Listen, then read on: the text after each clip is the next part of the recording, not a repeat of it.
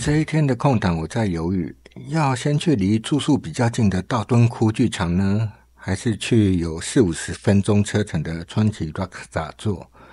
犹豫到最后，终于决定了，因为在上次东洋秀看过很喜欢的舞者熊野阿友，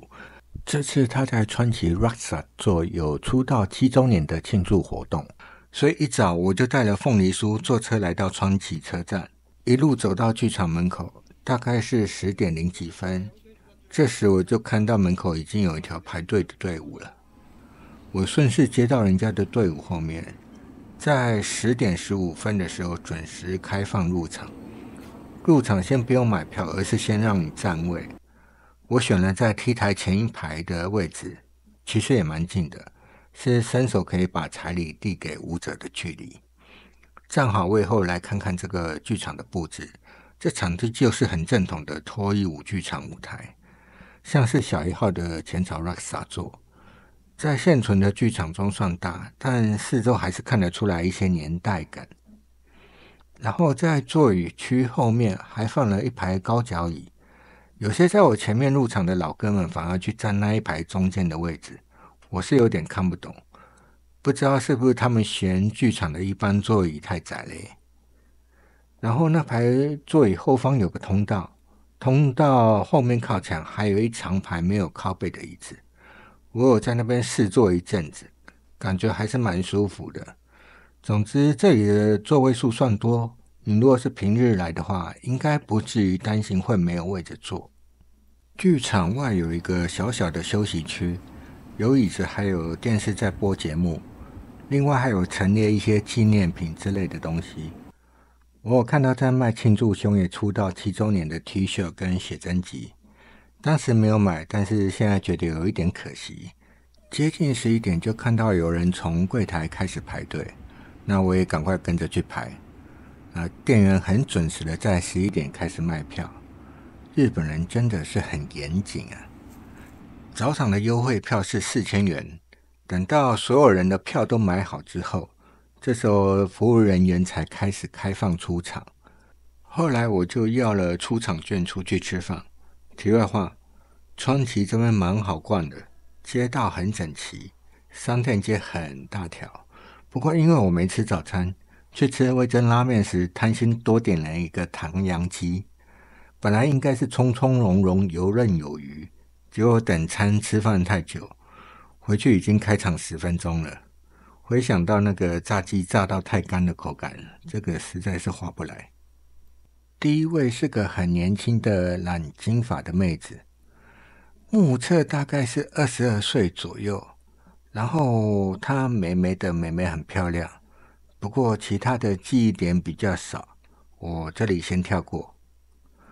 第二位算是比较圆润的妹子，她用的音乐都是韩团的音乐，无意看得出来是练出来的，不过以往的舞蹈经验可能不多。然后每一首都是快节奏的韩团舞蹈，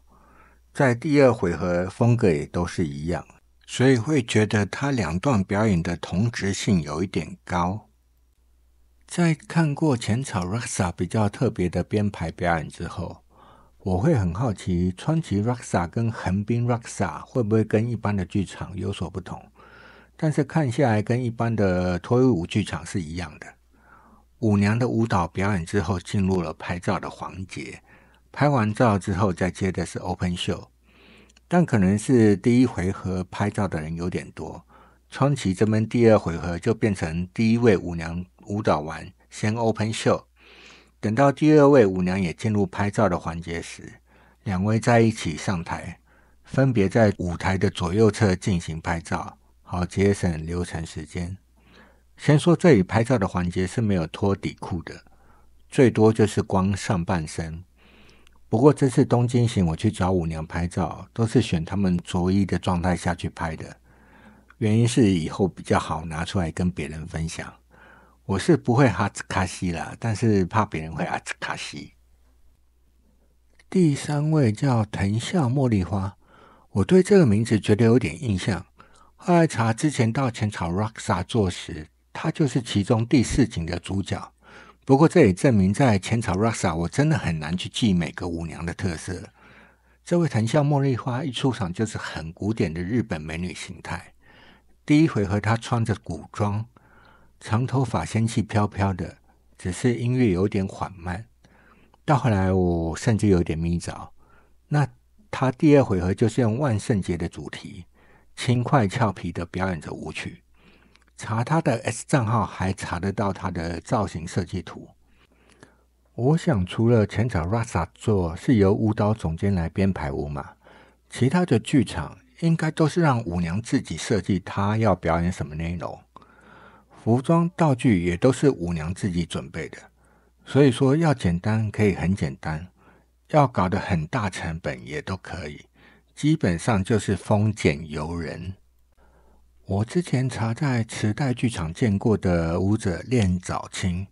他就在个人的网页有列出自己表演舞码的统计表。算他的表演资历自2021年开始也不过4年多，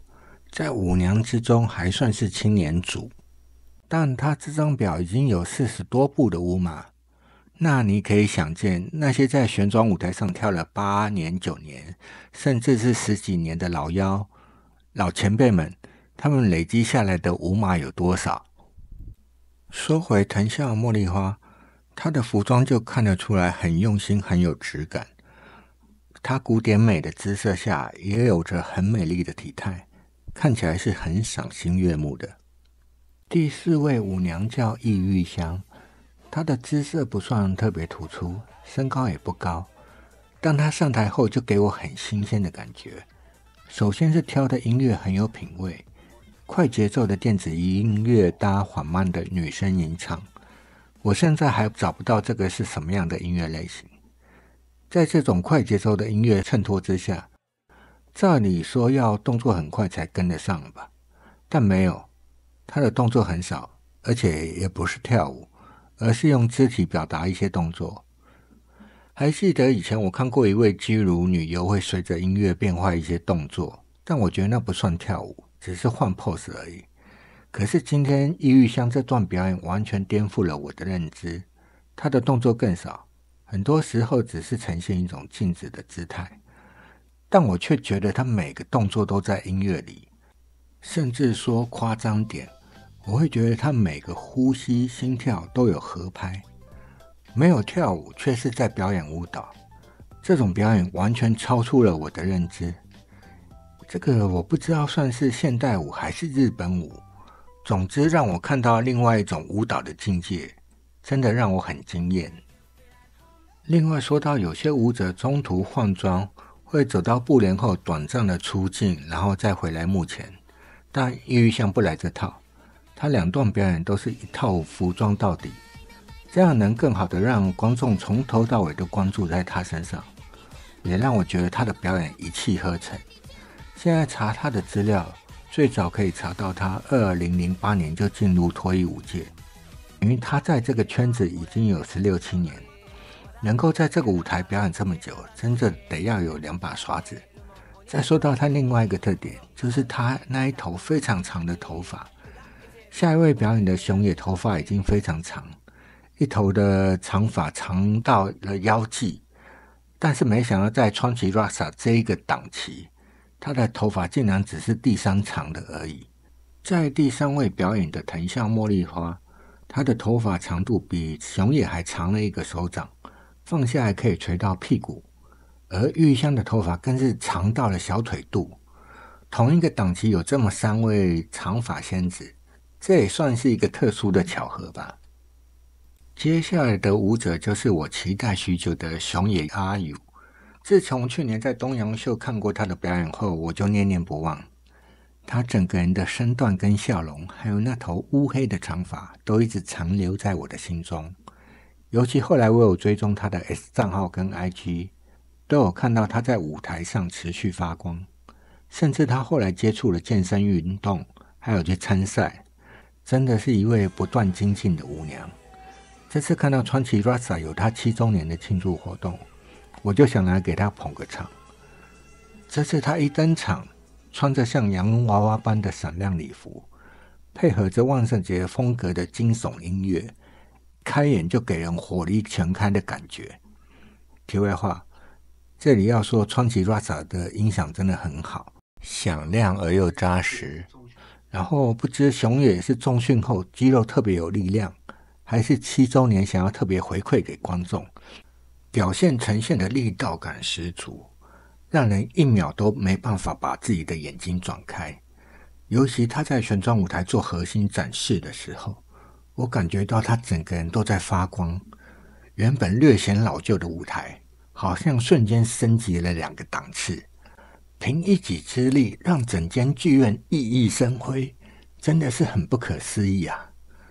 到了拍照的环节，我就带着剧场买的凤梨酥，演练着想要跟他说的话，排上了要找他拍照的行列。先说川崎 Rasa 这里是一张照片1000元，用的不是数位相机，而是拍立得，所以拍完有2种做法，一种是直接就将拍完卷出来的照片给抽走，第二种是照片卷出来之后，你在后面黑色的地方写上自己的名字，放在舞台旁边，那舞娘帮你签名后，下一回合就会把照片拿出来发。轮到我的时候，我就用着很蹩脚的台式日文说，私台湾のフェンス70年おめでとう，然后拿起装在超商塑胶袋的凤梨酥给他，说台湾の名物食べください。然后这时候他就从里面很高兴拿起一个说，哦，pineapple cake， 我来试。看起来他也是有吃过类似的东西，才会一眼就认了出来。不过这次他没跟我说恭喜发财，我不知道该高兴呢还是失望。接下来我就请后面排队的仁兄帮我跟熊野合拍一张。总之回想起熊野的表演，就感觉他比去年在东洋秀的时候更强了，加上重训后的身段，真的是力与美的结合。他是没有特别练出一块块肌肉了，但就会觉得整个身材变得更为精实。回台湾后，我再看他的 S 账号，就在这一档川崎 Rasa 结束后的隔天，他就去参加大阪的一场健美比赛，还得到其中2个项目的优胜。工作跟兴趣都有兼顾好，真的是让人很欣赏他积极的生活态度。压轴第6位的舞者叫铃木命斗，翻译软体翻成铃木薄荷，这不知道翻的对不对嘞？印象中他的姿色跟体态都很棒，但我整场的脑容量都花在郁郁香跟熊野身上了，现在要回想就不太想得起来他在表演什么。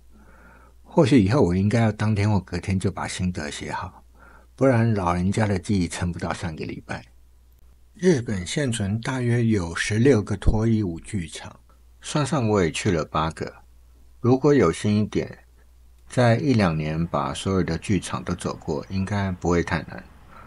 我原本有一点担心，每一间剧场我都开箱之后，没有新的新剧场可写，那我不就没有题材了吗？我也曾一度以为脱衣舞就是跳舞的人身材不一样，来看不同的舞娘就是欣赏不同的身材，顶多是有的舞跳得好，有的跳得不好而已。不过在这次的东京行之后，我发现剧场的数量有限，但每个剧场的亮点其实是每个登台的舞娘。就像八角笼里会有各种风格的格斗家，有的是练拳击出身，有的擅长巴西柔术，有的是摔跤好手，都是带着自己的看家本领进入这个擂台。而舞娘也是一样的，跟被摆布的 AV 角色相比，脱衣舞剧场才是让他们各长所长的地方。有的有自己专精的舞蹈种类，有的有剧场经验，也有的专门在搞搞笑小短剧。那么多不同风格的舞娘，用自己的专才以及对于表演的各自理解，在这个旋转舞台上做异种格斗，甚至在同一个舞娘身上都有10数套，甚至是数十套不同的舞码。相对于有限的剧场，舞娘的表演才是让人看不完的地方。尤其在剧场凋零的现在，一个舞娘要面对新人的青春肉体，还有名气女优的空降，怎么能让自己在有限的剧场还还能够一档接一档的巡演，这绝对不是换换新衣服、跳跳新的歌那么简单。也许有人是这么做的啦，但观众其实并不笨。好的表演就是能博得满堂彩，也更能维持自己舞台的生命。所以这次的剧场巡礼结束后，我真的想对自己说，好的舞娘真的是绞尽脑汁在提升自己的表演档次。脱衣舞并不是那么简单的东西啊，混蛋。